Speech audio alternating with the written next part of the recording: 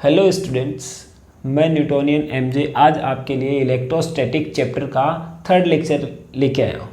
तो इस लेक्चर के अंदर अपन क्या करने वाले हैं, कूलॉम्स लॉ के जो क्वेश्चंस हैं वो अपन करने वाले हैं, ठीक है। और एक दो कॉन्सेप्ट भी अपन पढ़ने वाले हैं और उससे रिलेटेड क्वेश्चंस भी अपन करने वाले हैं। अब इससे पहले वाले वीडियो के अंदर अपन ने क्या देखा था, कूलॉम्स लॉ के बारे में पढ़ा था। और उससे पहले वाले वीडियो के अंदर भी अपन ने क्या किया था, चार्ज के बारे में देखा था और उसका इंट्रोडक्शन देखा था। और उसमें साथ में क्वांटाइजेशन ऑफ चार्ज देखा था और उसके एक दो न्यूमेरिकल भी अपन ने कर लिए थे। तो आज हम जो स्टार्ट करेंगे, आज जो हम स्टार्ट कर रहे हैं, उनसे जो अभी तक के कॉन्सेप्ट अपन ने पढ़े हैं उनको और स्ट्रॉन्ग करने के लिए उससे रिलेटेड कुछ क्वेश्चंस पढ़ने वाले हैं। तो आज का वीडियो बहुत ज़्यादा इंपॉर्टेंट होने वाला है, जो कि प्रीवियस जो वीडियो है उनको स्ट्रॉन्ग करने के लिए। क्लियर है? चलो स्टार्ट करते हैं अपन क्वेश्चन। और उससे पहले एक चीज़ और बता दूं आप लोगों को, मैंने पहले भी कहा था कि कमेंट में जाके बताना है कि ये जो वीडियो है, जो लेक्चर है, वो आपको समझ में आया है या नहीं आया है। ये कंपलसरी है। क्लियर बात? चलो स्टार्ट करते हैं अपन पहले क्वेश्चन से। Question number first. कोई भी क्वेश्चन को सॉल्व करने से पहले आपको क्या करना है वो क्वेश्चन मैं बता दूं, उसके बाद में आपको वो पढ़ना है, समझना है क्वेश्चन क्या बताया है। उसके बाद में वीडियो को पॉज करके उसको खुद सॉल्व करने की कोशिश करें। अगर नहीं होता है तो वापस इसका सॉल्यूशन देखें। ठीक है ना बात? ये बहुत ही ज़्यादा बढ़िया रहता है अपने लिए। तो चलो एक क्वेश्चन देते हैं अपन। तो पहला क्वेश्चन है अपने पास में, एक बॉडी है, एक ए बॉडी है, इसको चार्ज देते हैं, इसको चार्ज किया गया है। तो इसके जो मास में जो इंक्रीज होता है वो होता है 9.1 नैनोग्राम। क्या हुआ? तो अपने को फाइंड करना है नंबर ऑफ इलेक्ट्रॉन। सेकेंड है चार्ज एंड नेचर। क्या बोल रहा है कि अपने को अगर इस बॉडी को चार्ज किया गया है तो चार्ज करने से इस बॉडी के मास में 9.1 नैनोग्राम जो मास है वो इंक्रीज हो जाता है। तो अपने को निकालना है कि इसके ऊपर जो चार्ज आया उसके अंदर नंबर ऑफ इलेक्ट्रॉन्स कितने हैं। सेकंड है तो ये जो चार्ज है उसका मैग्नीट्यूड कितना है और ये किस नेचर का है, यानी कि पॉजिटिव है या नेगेटिव है। ठीक है बात? चलो सॉल्व करते हैं अपन। चाहो तो तुम पॉज कर सकते हो, खुद सॉल्व कर सकते हो। चलो आगे अपन देखते हैं। तो इसके अंदर अपन क्या कर रहे हैं कि एक चीज़ तो मुझे बहुत क्लियर है कि अगर इसका मास इंक्रीज हो रहा है, ठीक है, इसका मास इंक्रीज हो रहा है तो इसके ऊपर नेगेटिव चार्ज है। क्यों? क्योंकि अपन ने पढ़ा था कि एक बॉडी से अगर दूसरी बॉडी के अंदर जो इलेक्ट्रॉन्स मूव करते हैं तो जिसके अंदर इलेक्ट्रॉन जाते हैं उसका मास इंक्रीज होता है। तो यहाँ पे मास इंक्रीज हुआ इसका, तो यानी कि इसके अंदर इलेक्ट्रॉन जा रहे हैं, यानी कि नंबर यहाँ पे जो चार्ज आएगा कैसा आएगा, नेगेटिव। यानी कि इसका आंसर तो मुझे पहले ही मिल जाता है, इसका आंसर क्या आएगा, नेगेटिव चार्ज। अगर वो पहले वाले वीडियो अपने को आते हैं तो होगा ऐसा। अब मास अपने को पता है कि 9.1 नैनोग्राम पड़ा है। एक चीज़ देखो, पहले मास कितना था, मान लिया 1 kg 2 kg जितना भी था। अब 9.1 नैनोग्राम इंक्रीज हुआ तो ये मास किसके थ्रू बढ़ा, इलेक्ट्रॉन्स मूव किए उन्हीं का तो मास है ये। अरे ये क्या हुआ, ये जो टोटल मान लिया कि यहाँ पे 10 इलेक्ट्रॉन चले गए तो 10 इलेक्ट्रॉनों का मास आ गया है। इंक्रीज ऑफ मास कितना है, 10 इलेक्ट्रॉनों का। 20 इलेक्ट्रॉन जा रहे हैं तो 20 इलेक्ट्रॉनों का मास है। यानी कि इसका मतलब क्या हुआ कि ये जो मास इंक्रीज है, ये जो डेल्टा एम है, ये क्या है, यहाँ पे जो टोटल इलेक्ट्रॉन प्रेजेंट है उनका मास ही तो है। तो टोटल जो इलेक्ट्रॉन मान लिया n है और टोटल इलेक्ट्रॉन n है और एक के मास से मैं इसको मल्टीप्लाई कर दूं तो me, तो delta m equal to n into में me आएगा या नहीं आएगा। सिंपल सी बात है, क्योंकि अपन ने देखा कि इसका जो मास इंक्रीज हो रहा है, मास इंक्रीज जो होगा वो यहाँ पे जो इलेक्ट्रॉन मूव करके गए, यहाँ पे जितने ज़्यादा इलेक्ट्रॉन आए उन्हीं का तो टोटल का ही तो मास है।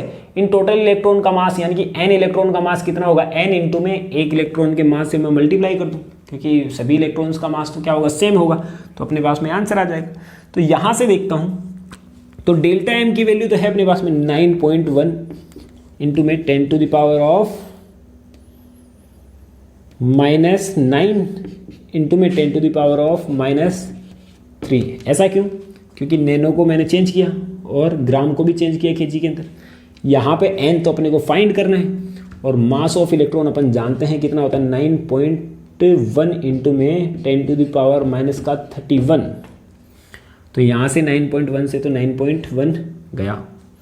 तो यहाँ से n इक्वल टू कितना आएगा 10⁻⁻12 अपॉन में 10⁻⁻31। इसको सॉल्व करते हैं अपन, तो यहाँ से कितना आएगा 10⁻19 इलेक्ट्रॉन। तो नंबर ऑफ इलेक्ट्रॉन आ गए इतने। तो ये क्वेश्चन तो अपने पास में सॉल्व हो गया। सेकंड क्या बता रहा है? चार्ज निकालना है अपने को। तो चार्ज तो अपन जानते हैं कि Q इक्वल टू कितना होता है Ne। Q इक्वल टू होता है Ne। तो n की वैल्यू तो मुझे पता है कितना 10⁻19 है। तो 10⁻19 इंटू में E की वैल्यू कितनी है 1.6 इंटू में 10⁻⁻19। तो कितना होगा अपने पास में, ये तो कैंसिल आउट। तो यानी कि Q इक्वल टू कितना आ गया 1.6 कूलॉम आंसर। और कैसा होगा ये चार्ज? नेगेटिव। कैसा होगा? नेचर कैसा होगा? नेगेटिव होगा। क्लियर बात। अगला क्वेश्चन अपन देखते हैं। अगला क्वेश्चन है एक प्रोटॉन और एक न्यूट्रॉन एक एंगस्ट्रॉम की डिस्टेंस पे प्लेस्ड है। देन फाइंड Fe अपॉन में Fg।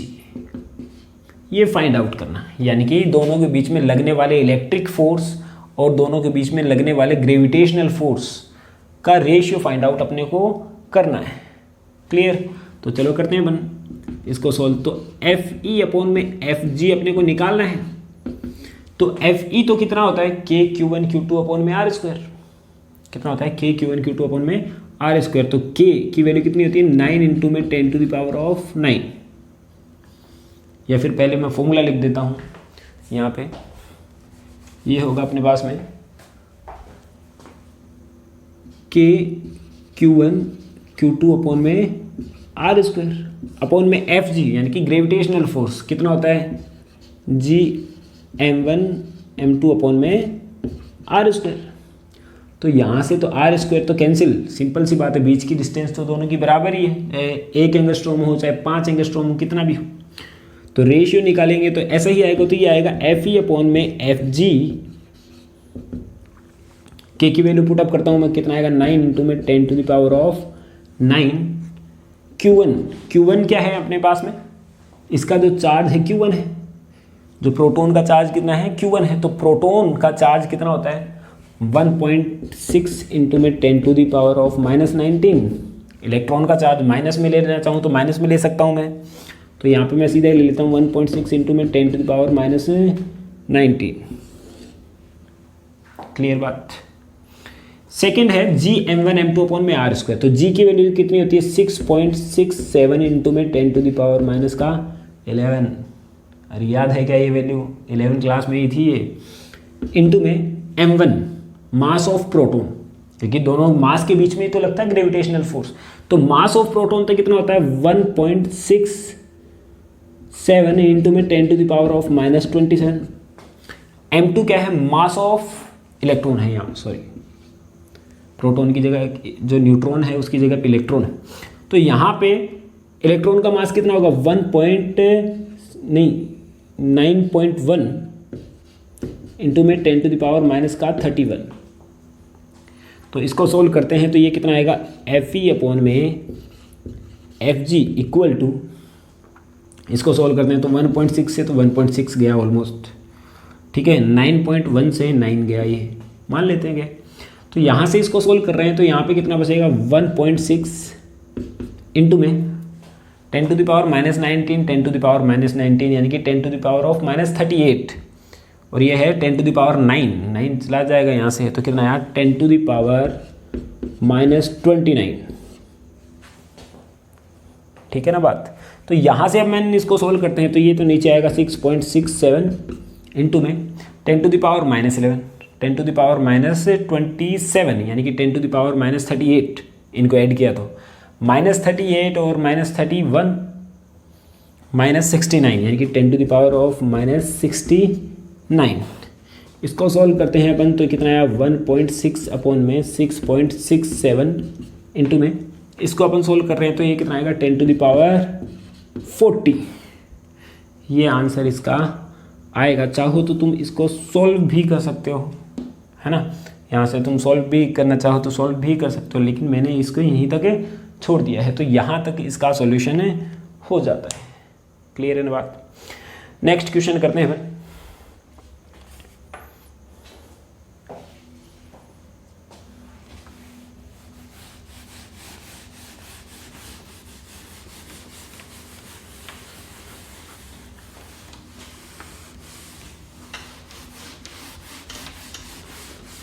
नेक्स्ट क्वेश्चन अपन ले रहे हैं ऐसा ही एक क्वेश्चन।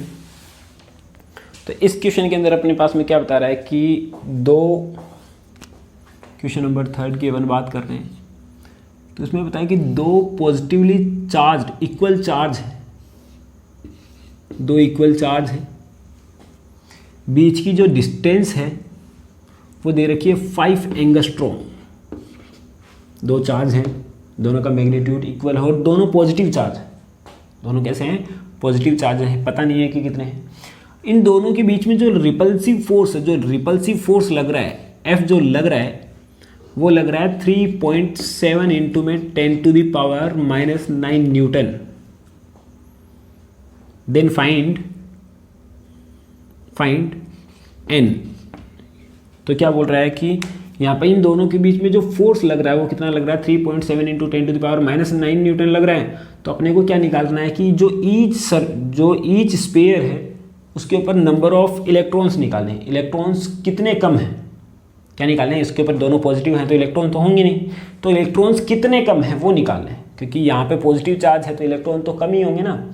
तो वो जो इलेक्ट्रॉन कम है वो कितने हैं वो अपने को निकालने हैं। क्लियर? तो चलो सॉल्व करते हैं इसको। तो सबसे पहले तो अपन जानते हैं कि गिवन है अपने पास में F गिवन है, n अपने को निकालना है, बीच की डिस्टेंस गिवन है। तो कूलॉम्स लॉ अपने को क्या बताता है,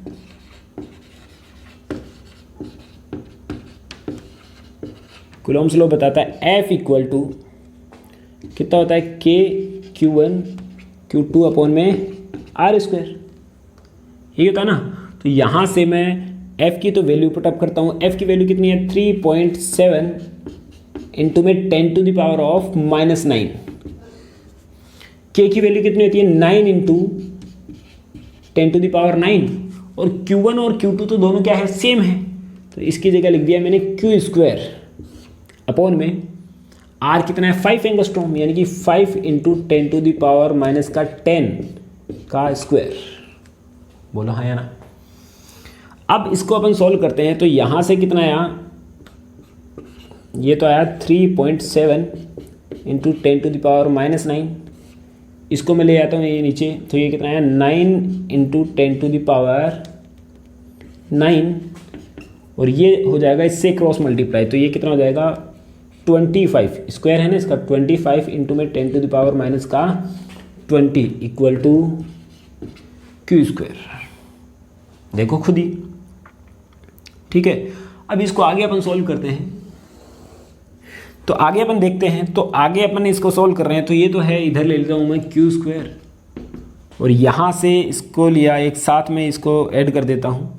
ये आया अपने पास में 25/9 इंटू में 3.7 इंटू, अब ये क्या है 10⁻⁻20 10⁻�9 और ये ऊपर जाके वापस 10⁻⁻9 यानी कि 10⁻38 क्योंकि 18 तो ये हो गया और ये -20 ये हो गया, -18 -20 कितना हुआ 10⁻38। इसको सोल्व करते हैं अपन तो Q बराबर कितना आएगा, Q इक्वल टू आएगा √25/9 इंटू में 3.7 इंटू में 10⁻⁻38 तो Q इक्वल टू इसको सोल्व कर रहे हैं तो इसको तो मैं बाहर निकाल सकता हूँ। ये कितना आएगा 5/3 और ये कितना आएगा 10⁻⁻⁹, ठीक है। और ये अंडर रूट में रह जाएगा 3.7। तो अंडर रूट 3.7 की वैल्यू 2 से तो कम होने वाली है, तो इसकी जो वैल्यू होती है अप्रॉक्स होती है 5 ये तो ले लिया 5/3 इंटू में 10⁻⁻⁹, ये होती है इसकी वैल्यू 1.92। अब मैं इसको पहले ऊपर मल्टीप्लाई कर देता हूँ इसको, तो Q इक्वल टू, ये मल्टीप्लाई किया तो ये तो कितना आएगा 10, ये कितना आया 6,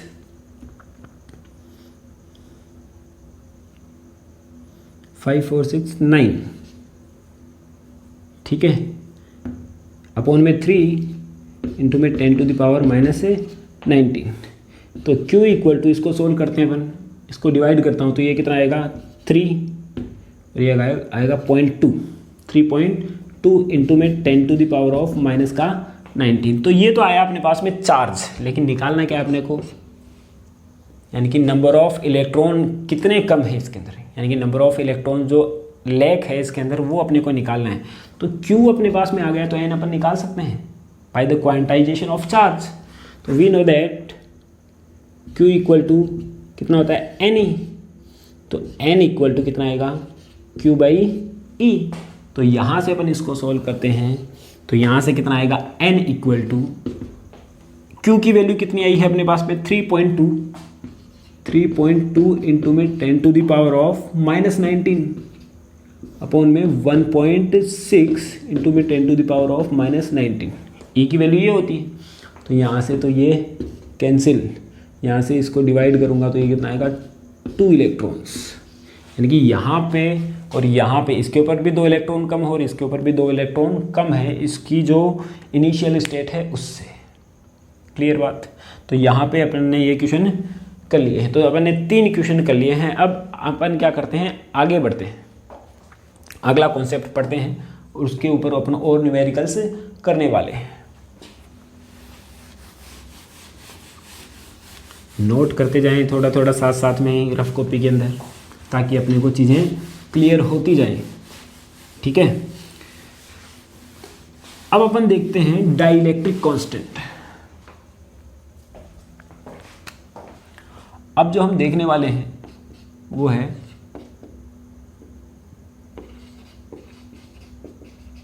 इलेक्ट्रिक कांस्टेंट। देखो डाइलेक्ट्रिक कांस्टेंट क्या होता है, तो हमने ये देखा पहले कि एक चीज़ अपन ने पढ़ी थी ना शुरुआत में, मैंने बताया था तुमने कि ये जो कूलॉम्स लॉ है, कूलॉम्स लॉ वो सिमिलर है ग्रेविटेशनल लॉ के अकॉर्डिंग, उसके जैसा ही लगता है थोड़ा बहुत। अरे वैसा ही तो लगता है, याद आ जाती है, अगर ये फॉर्मूला अपन देखें तो तुरंत ही याद आती है, मुझे पता है उसी की फॉर्मूले की, ये सब तो पढ़ा था कहीं ना कहीं।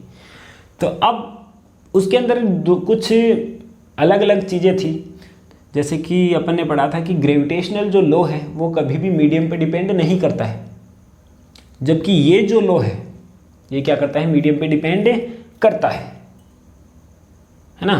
क्या बताया था, ग्रेविटेशनल जो लॉ है वो कभी भी मीडियम पे डिपेंड नहीं करता है, जबकि ये जो लॉ है, जो कूलॉम्स लॉ है, वो मीडियम पे डिपेंड करता है, ठीक है। तो ये जो करता है तो किस हिसाब से करता है, वही चीज़ अपन इसके अंदर पढ़ने वाले हैं। क्लियर है ना बात। तो क्या बनाया गया, तो ऐसे बोला गया कि जैसे कि मान लिया अपने पास में 2 चार्ज हैं, तो मान लिया अपने पास में ये 2 चार्ज हैं, 2 बॉडीज है जिनके ऊपर चार्ज हैं, इनके बीच में फोर्स लग रहा है मान लिया F। ये दोनों रखे हुए हैं वैक्यूम में, किसमें, वैक्यूम में रखे हुए हैं, उनके बीच में फोर्स लग रहा है F। अगर इन्हीं दोनों को, इनके बीच की डिस्टेंस भी चेंज नहीं कर रहा हूँ मैं, ना ही दोनों का चार्ज चेंज कर रहा हूँ, इन्हीं दोनों को अगर मैं वाटर के अंदर लेके चला जाऊँ तो फोर्स कितना होगा, सिंपल सी बात है, उतना तो नहीं होगा जितना कि F था, F तो नहीं होगा, F से कुछ चेंज होगा। तो मीडियम में ये जो फोर्स कितना आएगा वो अपने को ये देगा, डाइलेक्ट्रिक कांस्टेंट देगा, इसकी हेल्प से अपन निकाल पाएंगे। तो होता क्या है ये एक्चुअल में, ये क्या होता है अपने पास में डाइलेक्ट्रिक कांस्टेंट, एप्सिलॉन r से डिनोट करते हैं इसको, एप्सिलॉन r से। तो ये होता है अपने पास में फोर्स बिटवीन चार्ज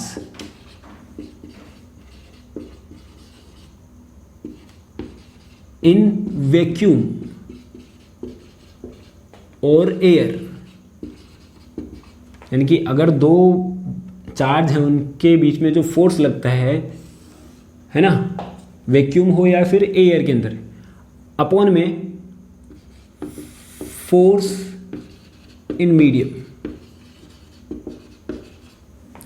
यानी कि फोर्स इन वैक्यूम अपॉन में फोर्स इन मीडियम, जो चार्ज के बीच में जो लगने वाला फोर्स है उनका जो रेशियो है उसे ही अपन क्या बोलते हैं, डाइलेक्ट्रिक कांस्टेंट बोलते हैं। तो यानी कि एप्सिलॉन आर इक्वल टू कितना आएगा, एफ अपॉन में एफ एम। कितना है, एफ अपॉन में एफ एम। अब आप बोलोगे कि सर इसकी ज़रूरत क्या पड़ी, क्या ज़रूरत पड़ गई। अपन तो क्या कर सकते हैं कि दो बॉडीज़ के बीच में अपन फोर्स वैक्यूम में ही निकाल लेते, उसके बाद में मीडियम में भी निकाल लेते, निकल जाता आसानी से। लेकिन बार बार यही थोड़ी करेंगे अपन। मान लिया कि दो बॉडीज है, उनके बाद बीच में फोर्स निकालना है, तुम पहले तो यहाँ पे निकाल रहे हो, उन दोनों को फिर पानी के अंदर लेके चले जा रहे हो, उनके बीच में फोर्स निकालना है। बार बार यही थोड़ी करेंगे। हो सकता है कि तुम्हें मेरी जैसे तैरना नहीं आता हो, तो क्या करोगे उस टाइम पे। तो एक सीधा सा फॉर्मूला आ जाए अपने पास में, यानी कि उस टाइम पे अपन क्या कर सकते हैं, इजी तरीके से अपन, क्योंकि ये फॉर्मूले जो बनाए जाते हैं किसी चीज़ को ईजी करने के लिए तो बनाए गए हैं, तो उसको ईजी करने के लिए ये फॉर्मूला बना दिया गया कि आसानी से अपन निकाल सकते हैं किसी भी मीडियम में। एक बार मैं चला जाऊं, एक बार कोई तैरने वाला बंदा चला जाए पानी के अंदर, वो निकाल लिया, तो उसकी वजह से मैं एक ऐसा कांस्टेंट बना दूं जिसकी हेल्प से मैं हमेशा बिना पानी के अंदर जाए ही मैं बता दूंगा कि इतना होगा। क्लियर है ना। यानी कि क्या है, सिंपल सा काम है कि इसको जो फॉर्मूला है उसके अंदर जो फोर्स निकालने का जो एफर्ट है उसको कम करने के लिए फॉर्मूला बनाया गया है। ठीक है, तो force between charge in vacuum और एयर, फोर्स इन मीडियम, यानी कि एफ अपॉन में एफ एम। एफ तो क्या है, फोर्स इन वैक्यूम, और एफ एम क्या है, फोर्स इन मीडियम, चाहे वो मीडियम कोई सा भी हो। तो मैं इसको ऐसे भी तो लिख सकता हूँ, एप्सिलॉन आर बराबर एफ तो कितना होता है, 1 अपॉन में 4 पाई एप्सिलॉन नॉट भी होता है ना, और ये हो गया Q1 Q2 अपॉन में आर स्क्वायर। और ये जो एफ एम है, ठीक है, एफ एम वापस वही नहीं, 93.4 एफ एम वाला नहीं है ये। एफ यानी क्या है, फोर्स इन मीडियम।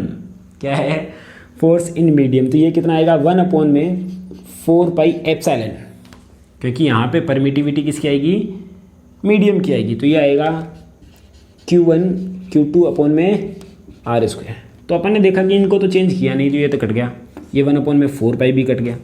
तो एप्सिलॉन जो आर आया वो कितना आएगा, एप्सिलॉन अपॉन में एप्सिलॉन नॉट,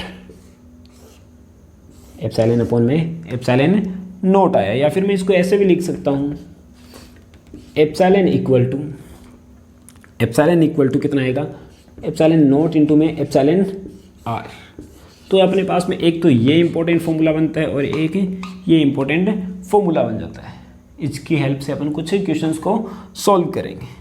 ठीक है, तो अब हम देखते हैं सबसे पहले इसके कुछ इंपॉर्टेंट टर्मिनोलॉजी देखते हैं, इसके अंदर क्या क्या इंपॉर्टेंट टर्म्स हैं। तो सबसे पहले तो अपन ने देखा कि एप्सिलॉन नॉट तो क्या है,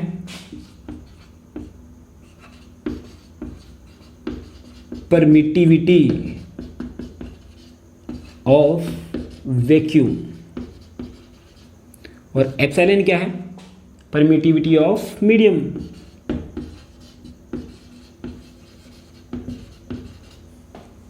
ठीक है, बात एक चीज़ तो ये है। ठीक है, अब यहाँ से अपन ने देख लिया। अब हम क्या देख रहे हैं, इसकी यूनिट देख रहे हैं। बताओ यूनिट कितनी होगी, एफ अपॉन में एफ एम, इसकी भी न्यूटन होगी, इसकी भी न्यूटन, यानी कि यूनिट लेस है।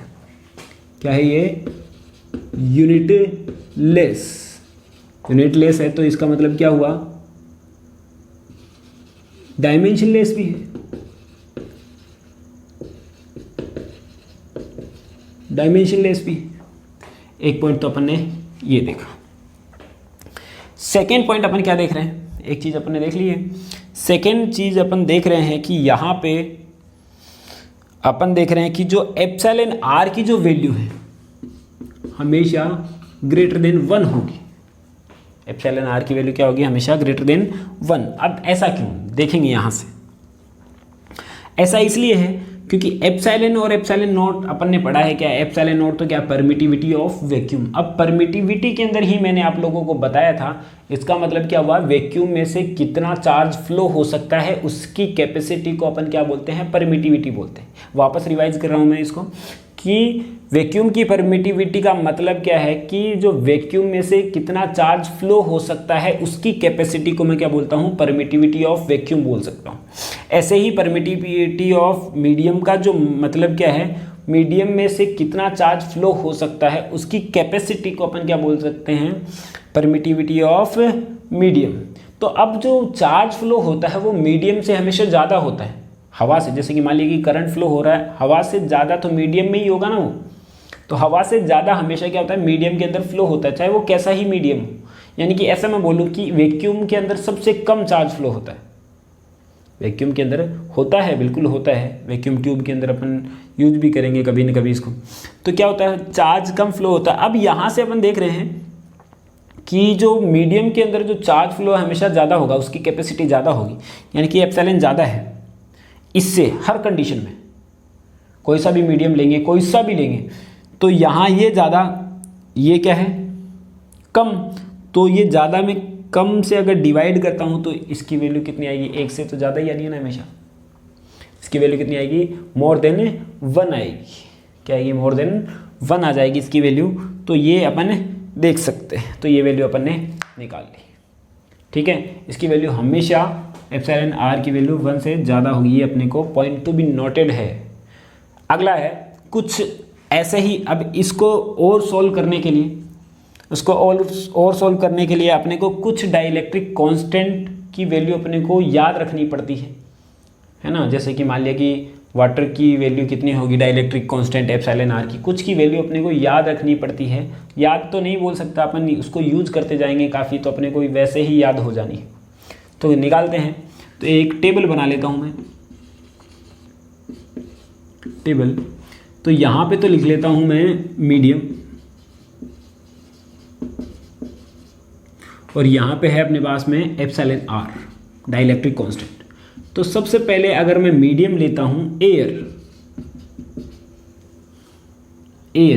तो एयर का जो एप्सिलॉन आर होता है वो होता है 1.0059। ऐसा क्यों है, क्योंकि मीडियम का जो एप्सिलॉन है ना, जो एयर का जो एप्सिलॉन है ऑलमोस्ट किसके बराबर होता है, एप्सिलॉन नॉट के बराबर ही होती है। यानी कि क्या होता है, जैसे कि एप्सिलॉन नॉट की वैल्यू कितनी होती है अपने पास में 8.85 इंटू में 10⁻⁻12, यही हुआ ना। इस एयर के लिए इसकी वैल्यू होती होगी 8.86, मान लो 85 की जगह। तो यहाँ से ये ज़्यादा होगा, इससे थोड़ा सा ही ज़्यादा है, ऑलमोस्ट बराबर सा ही होता है। इसलिए आंसर भी जो क्या आएगा, आंसर यानी कि ये भी बराबर, ये इसके बराबर ही, यानी कि आंसर ऑलमोस्ट 1 के बराबर ही आना है। ये थोड़ा सा ज़्यादा होता है, इसलिए इसकी वैल्यू 1 से थोड़ी सी ज़्यादा होगी। क्लियर। सेकंड है अपने पास में वैक्यूम। यानी कि वैक्यूम के लिए कितनी होगी, ऊपर भी वैक्यूम आ जाए और नीचे तो वैक्यूम है ही फॉर्मूले के अकॉर्डिंग।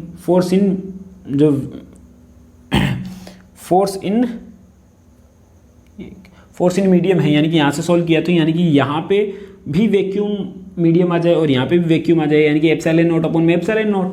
तो इस कंडीशन में तो कितनी आ जाएगी अपने पास में, वैल्यू 1 आ जाएगी।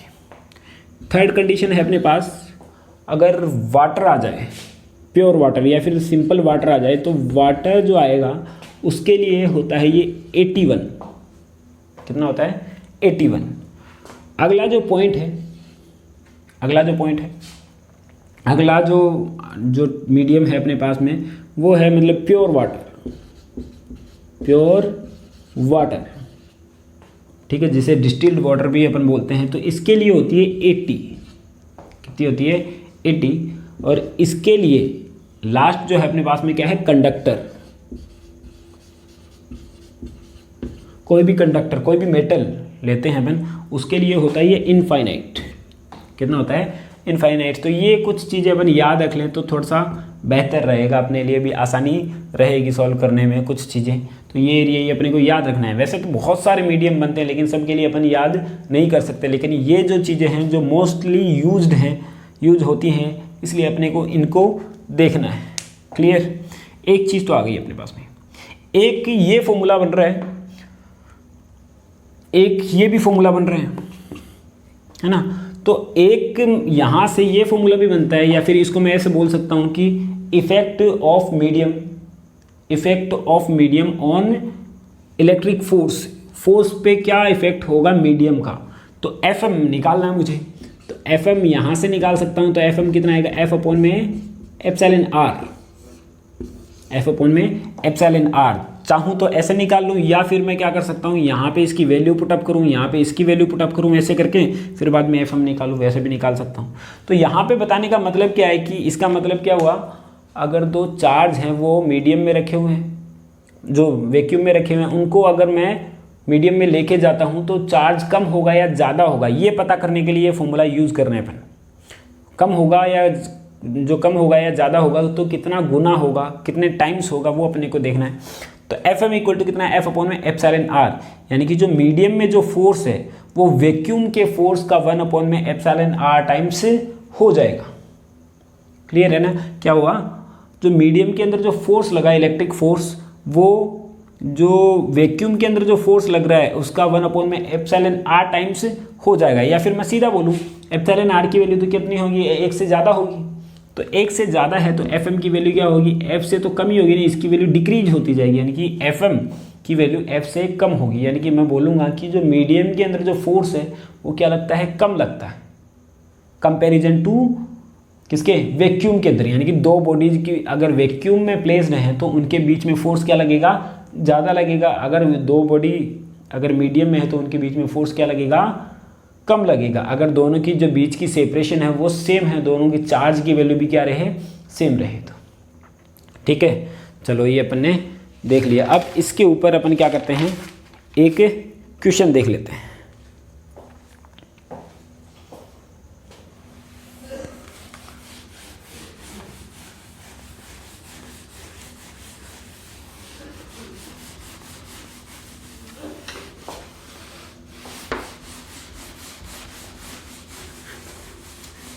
इसके ऊपर अपन एक क्वेश्चन देख लेते हैं कैसे सॉल्व करेंगे। तो एक क्वेश्चन ले लेते हैं अपन, क्वेश्चन नंबर 4। तो क्या है कि दो point charge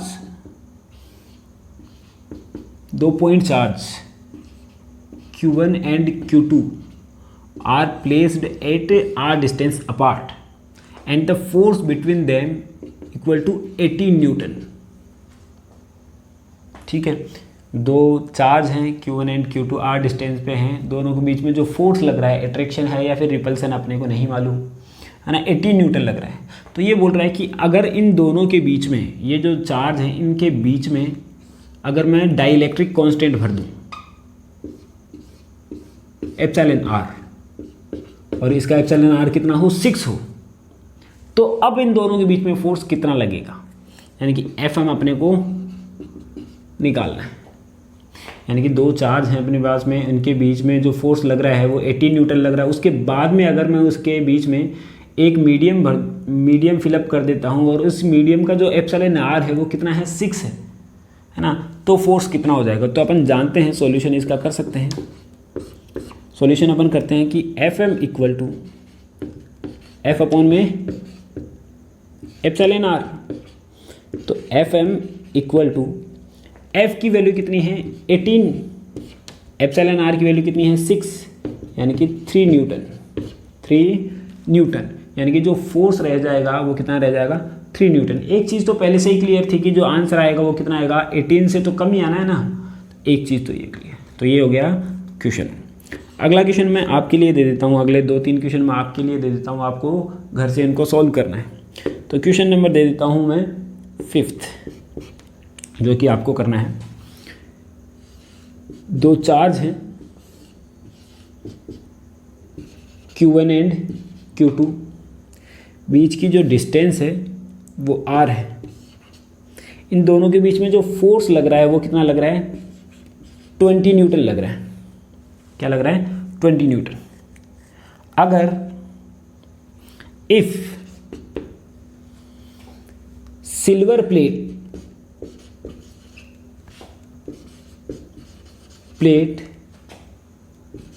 is filled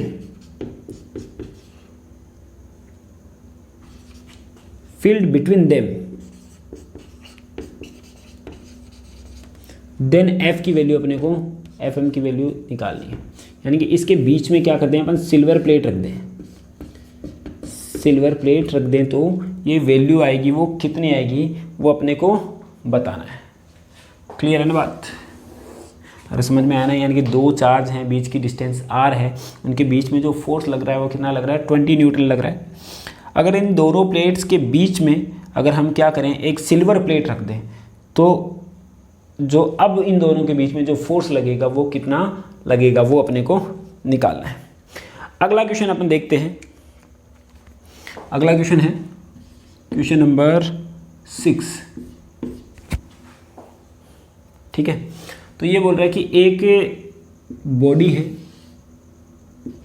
a body है, इसको पॉजिटिव Q बराबर 4.8 इंटू में 10 to the power minus 19 coulomb charge देते हैं।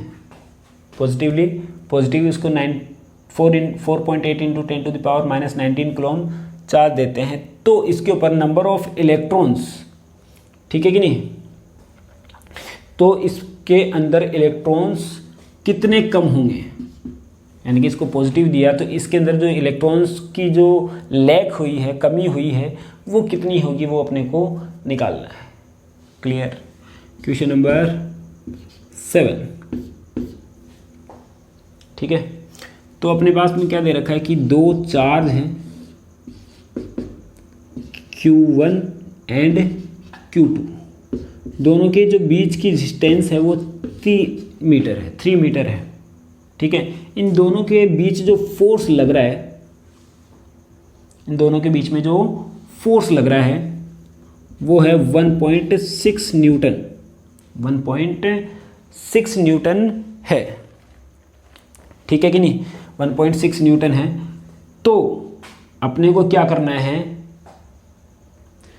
तो ईच स्पेयर पर Q की वैल्यू निकालनी है, इस Q की वैल्यू निकालनी है, Q की वैल्यू निकालनी है इफ़ दोनों के ऊपर जो चार्ज है वो सेम है और पॉजिटिव है। ठीक है, तो इस Q की वैल्यू अपने को निकालनी है। तो अपने को क्या किया, अपन ने क्या किया, आज 4 क्वेश्चन कर लिए हैं और 3 क्वेश्चन आपको घर के लिए दिए हैं। तो घर के लिए दिए हैं मतलब वो आपको ही करने हैं, है ना। तो ऐसा नहीं कि सर आप ही करवा दो, क्यों आप टाइम वेस्ट कर रहे हो हमारा, ऐसा नहीं है, वो आपको ही करने हैं, आपको ही कॉन्सेप्ट बिल्ड करना है ना। तो आप लोग इनको करेंगे, उसके बाद में हम अगले लेक्चर के अंदर और भी क्वेश्चन अपन करवाएंगे। अगर आप इन क्वेश्चन को नहीं करते हो तो आगे से अपन क्वेश्चन की जो नंबर ऑफ क्वेश्चन वो थोड़ा कम कर देंगे, क्योंकि आप इंटरेस्टेड ही नहीं हो क्वेश्चंस को सॉल्व करने में, तो अपन इनको करवा के क्यों टाइम वेस्ट करें। ठीक है ना। चलो, thank you, have a nice day. और इनके आंसर देना, कमेंट बॉक्स में इनके आंसर देना मत भूलना बिल्कुल भी। चलो बाय।